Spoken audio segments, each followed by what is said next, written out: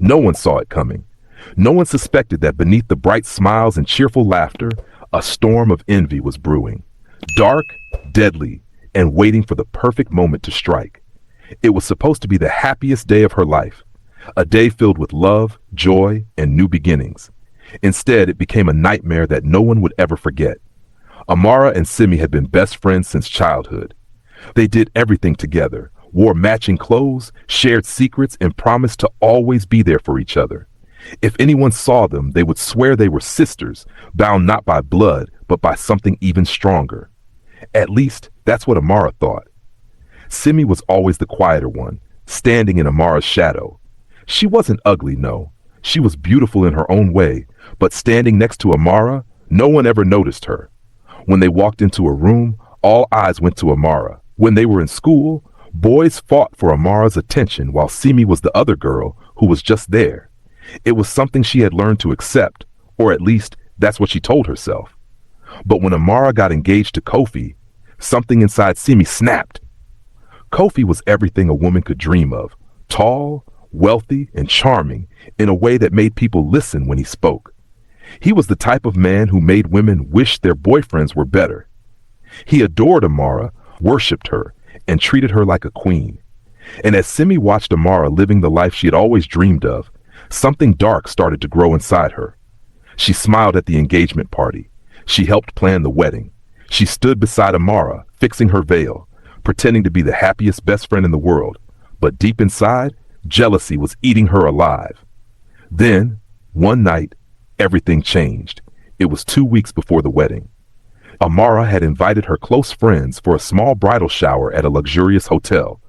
The room was filled with laughter, clinking glasses, and excited whispers about the big day. Simi sat beside Amara, listening as she talked about how much she loved Kofi. "I can't believe I found someone like him," Amara said, her eyes shining. "He's everything I prayed for." Simi forced a smile, pretending to be happy. But then, Amara laughed and said something that made her blood run cold. "I used to think Simi and Kofi would end up together," Amara giggled. She had a huge crush on him back in school. The room erupted in laughter. The other girls teased Simi, nudging her playfully. "But Kofi only had eyes for me," Amara continued, still laughing. Poor Simi. She never stood a chance. Something snapped inside Simi. She looked at Amara, at her perfect smile, at the way everyone adored her. And in that moment, she made a decision. Amara had taken everything: attention, love, happiness. And now she had taken Kofi too. The laughter faded into the background. The clinking glasses, the music, the chatter, it all disappeared. All Simi could hear was the sound of her own heart pounding. She smiled, hiding the storm raging inside her. But that night, as everyone slept peacefully in their hotel rooms, Simi sat awake, staring at her phone, searching for something. A plan. A perfect crime. By the time the sun rose, she had found it. She knew exactly what she had to do. The wedding would happen. Amara would wear her white dress, walk down the aisle, and say, "I do." The guests would celebrate, drink, and dance.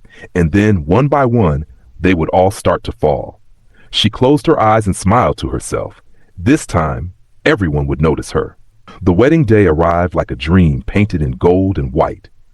The sun cast a soft glow over the grand venue, a luxurious garden filled with fresh roses, silk-draped chairs, and a grand aisle that looked like a path to paradise. The guests arrived in their finest clothes, the women in elegant dresses, the men in sharp suits, all buzzing with excitement. But in the middle of all the joy, Simi watched with cold, calculating eyes. She had spent weeks planning, every detail perfected down to the last second. She had studied the layout of the venue, memorized every entrance and exit, and most importantly, she had secured what she needed, a poison so deadly that once ingested, the victim wouldn't last more than an hour. No one suspected her. Why would they? She was the best friend, the maid of honor, the one who stood closest to Amara, smiling and holding her bouquet as she walked down the aisle. When Amara appeared at the entrance in her breathtaking white gown, the crowd gasped. She was radiant, glowing with happiness, her face a portrait of love and joy. The music played, and she walked gracefully toward Kofi, who stood at the altar, his eyes filled with love. Everyone saw perfection. Simi saw her enemy's final moment of bliss. The ceremony was flawless. Vows were exchanged, rings slipped onto fingers, and when Kofi lifted Amara's veil for the kiss, the guests erupted into cheers. It was like something out of a fairy tale. But fairy tales were never meant for people like Simi. As the newlyweds made their way to the grand reception hall, Simi slipped away unnoticed. The banquet tables were set with golden plates, crystal glasses, and towering cakes. Waiters moved like a synchronized dance, filling glasses with expensive champagne and setting down steaming plates of food. Simi moved to the back where the drinks were being prepared. She had chosen this moment carefully, when no one was paying attention, when the chaos of celebration provided the perfect cover. Her hands didn't even shake as she did it. A small vial, a colorless, odorless liquid poured into the punch bowl. Another few drops into the bottle of wine reserved for the bride and groom. The rest went into the water pitchers placed at the VIP table. And just like that, the perfect wedding turned into a silent death trap. Simi returned to her seat, her heart calm, her face glowing with false happiness. The celebration began, loud music filling the air as guests laughed, danced, and raised their glasses for toasts. Amara and Kofi sat at the high table, drinking, feeding each other bites of cake, basking in their love. And then it started. It was subtle at first, a guest wiping sweat from his forehead, a woman fanning herself suddenly as if the room had become too hot. Someone coughed. Another reached for water, but their hands trembled as they lifted the glass. Simi sat back, watching the horror unfold. Amara lifted her glass of wine, laughing at something Kofi whispered in her ear. She took a sip, and then she gasped. Her fingers tightened around the glass before it slipped from her grasp, shattering into 1,000 pieces on the floor. Her body swayed, her breath coming in sharp, painful gasps. Amara, Kofi's voice was panicked as he grabbed her arms. Amara, what's wrong? But she couldn't speak. Her throat burned. Her chest felt like it was caving in. She clutched at her stomach, her eyes wide with terror. Then the screams began. Guests collapsed in their seats. Some fell to the floor, writhing in pain, clutching their throats, their faces twisted in agony.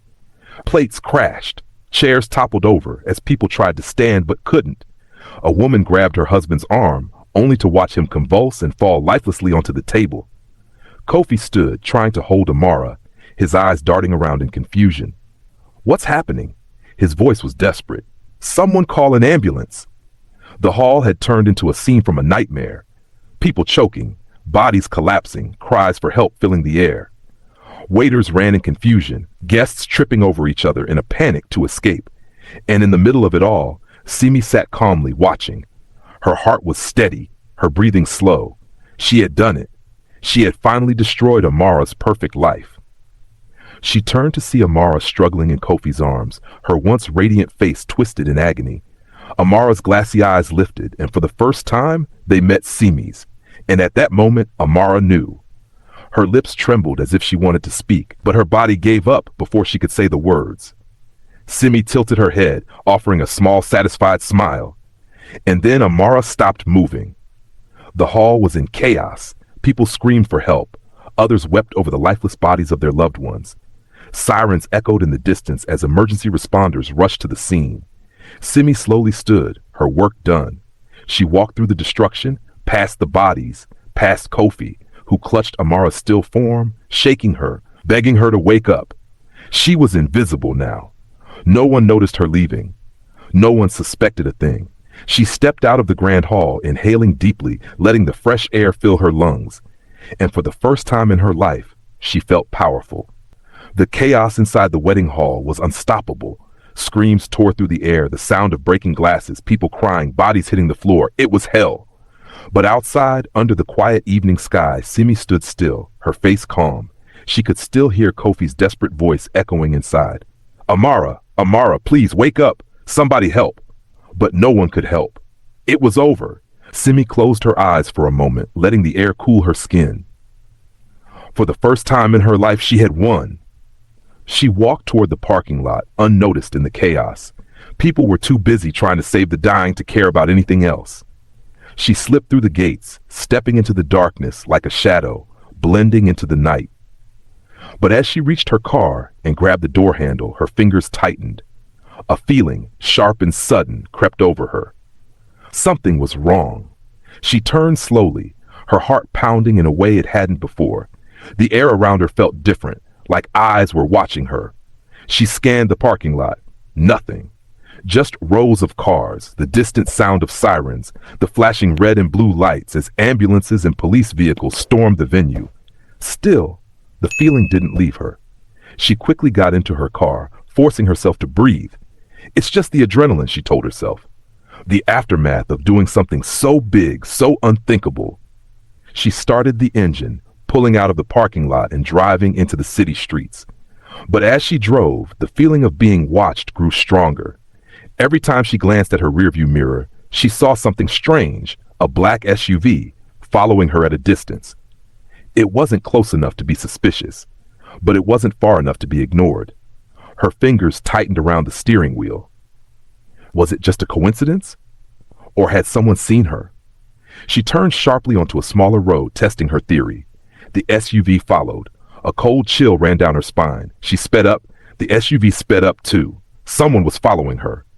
Her heart pounded as she gripped the wheel, her mind racing. Who was it? The police? No, they wouldn't act this fast. A witness? No one had been paying attention to her inside the hall. Then who? Simi made another sharp turn, trying to lose them in the dark streets.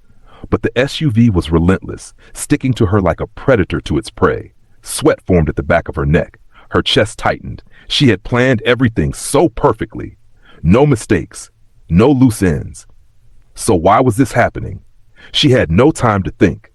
She made a reckless decision, a final escape. She swerved the car off the main road, taking a dirt path into a more isolated area, away from the city lights, away from any witnesses. The road was rough, the car shaking violently, but she kept going. The SUV followed. Simi's breath came in quick, sharp gasps. This wasn't a coincidence. Whoever was following her knew. Then her nightmare became real. The SUV suddenly accelerated, fast, aggressive, coming straight for her. Her heart stopped. She slammed the brakes, hard, and the car skidded wildly, nearly spinning out of control. The SUV came to a stop behind her, and then the driver's door opened. A figure stepped out. Tall, dark, moving with purpose. Simi's breath caught in her throat. She reached for the small knife in her purse, her mind screaming at her to run, but her body refused to move. The figure walked toward her car, slowly, like a hunter approaching wounded prey. Then he stopped, just outside her window, and finally she saw his face. Her stomach dropped. Kofi, but he was supposed to be at the wedding hall. He was supposed to be holding Amara's lifeless body, screaming in pain. How was he here? He wasn't crying. He wasn't broken. He was calm, too calm. And then he smiled. A slow, knowing smile. Simi's heart pounded so hard she thought it would break through her ribs. I know, Kofi said softly. Her fingers trembled. What? She whispered. Kofi leaned in, his face just inches from hers. His eyes, usually warm, were now ice cold. I know you killed her, he said, his voice steady, deadly. I saw everything. Simi's vision blurred. Her hands turned to ice. He knew, and that meant one thing. She wasn't safe anymore. Simi's breath caught in her throat. Kofi stood outside her car, his face eerily calm, his eyes dark with something far more terrifying than grief. I know you killed her, he said again, his voice so soft it felt like a knife slicing through her skin. I saw everything. No, this wasn't possible. She had been careful. She had made sure no one had noticed her at the wedding. The chaos had been too overwhelming. There was no way Kofi had seen her. No way. Her hands clenched into fists, her mind racing. If he knew, why hadn't he told the police? Why had he followed her instead of calling for help? Unless, Simi's chest tightened. Unless he wanted to deal with her himself. A cold shiver ran through her spine. She forced a smirk onto her lips, trying to regain control. You're talking nonsense, Kofi, she said, but her voice was shaky. You're in shock. You just lost your wife. You took her from me. His voice was sharper now, his jaw clenched. Simi's grip on the steering wheel tightened. She needed to think, fast. If he had seen something, she had two options: deny it until he doubted himself, or eliminate him before he did anything about it. She licked her lips, choosing her next words carefully. Kofi, you're not making sense. I was at the wedding, just like everyone else. Don't lie to me! Kofi's voice exploded. his fist slamming against the car window, making her jump. His calmness was gone. The storm had finally cracked open. Simi's pulse pounded in her ears. This was bad, very bad. Kofi, listen. I saw you. His voice dropped to a low, dangerous whisper. I saw you go to the drinks. I saw you pour something into Amara's glass. Her breath hitched. He really did see her. But how? The hall had been packed. No one had been paying attention. How had he noticed? Kofi exhaled sharply. His hands trembled, but not from fear, from rage. I didn't want to believe it at first, he continued, his voice like burning steel. But when Amara collapsed, I knew something was wrong. And when I looked up, I saw you. His eyes darkened. I saw that satisfied look on your face. Simi's heart stopped. Her face had betrayed her. She had been so consumed with watching Amara die that she hadn't hidden her emotions well enough. Kofi took a step back, reaching into his jacket. Her eyes widened. A gun. A black gleaming pistol sat in his hand, steady, aimed directly at her. Simi's blood ran cold. This wasn't grief. This wasn't justice. This was revenge. Kofi, wait! Bang! The gunshot ripped through the night. Simi screamed, ducking low as the bullet shattered her car window. Glass rained over her, stinging her skin. He's trying to kill me. She didn't hesitate. She slammed her foot on the gas. The tires screeched, the car jerking forward. Kofi jumped back, just in time, but Simi saw his rage-filled face through the rearview mirror. He wasn't letting her go. He was going to hunt her down. Simi swerved onto the main road, pushing the speedometer to its limit. Her breaths came in short, panicked gasps. This was not how things were supposed to go. Amara was dead. The wedding was in ruins. She should have been celebrating her victory. Instead, she was running for her life. The streets were dark, deserted. The city lights flickered in the distance, but she wasn't heading there. She needed to disappear. She gritted her teeth, gripping the steering wheel. There was only one way out of this. She had to get rid of Kofi, for good. Her hands moved to her purse, feeling the small knife hidden inside. It wasn't much, but it was enough. She turned the car onto a lonely, isolated road, leading to a construction site. The abandoned area was perfect. No cameras, no witnesses. She hit the brakes hard, the car screeching to a stop, and then she waited. Seconds later, Kofi's SUV appeared. She saw his figure step out again, gun still in hand. He wasn't going to stop until she was dead.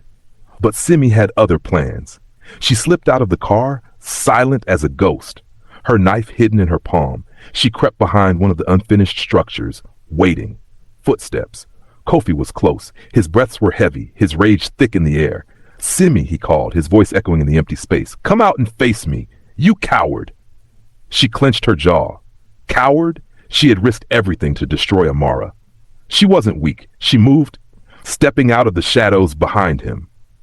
Her knife swung forward, but Kofi was faster. He whirled around, grabbing her wrist in a bone-crushing grip. The knife clattered to the ground. Simi's eyes widened. She had underestimated him. His hands closed around her throat, pushing her back, until her feet were at the edge of the unfinished construction ledge. She gasped, her body tilting backward. Below was nothing but darkness. A fall from here would be fatal. Kofi's grip tightened. You took Amara from me, he said, his voice full of pain and fury. You stole my future. Simi struggled, but he was too strong. Her lungs burned, her vision blurred. This wasn't how it was supposed to end. She had been the mastermind. She was supposed to win. Not like this. Not like this. Her lips parted to beg, to lie, to do anything to escape. But Kofi's hands shoved hard, and suddenly she was falling. The wind rushed past her ears. The world spun. The darkness swallowed her whole. And then, silence the next morning. The city was awake with news. The wedding massacre had made headlines, dominating every TV channel. Reports of mysterious poisonings, a groom's tragic loss, and a woman's sudden disappearance spread like wildfire. But there was no sign of Simi. Her car was found abandoned near the construction site. Her body was never recovered. Some said she had died from the fall, her remains lost in the debris. Others believed she had escaped, vanishing into the shadows to hide from justice. But Kofi knew the truth. He stood alone, staring at the unfinished structure, his hands buried deep in his pockets. Simi was gone. Amara was gone. Everything had been taken from him. And yet, he felt nothing. Because in the end, revenge never brought peace, only emptiness.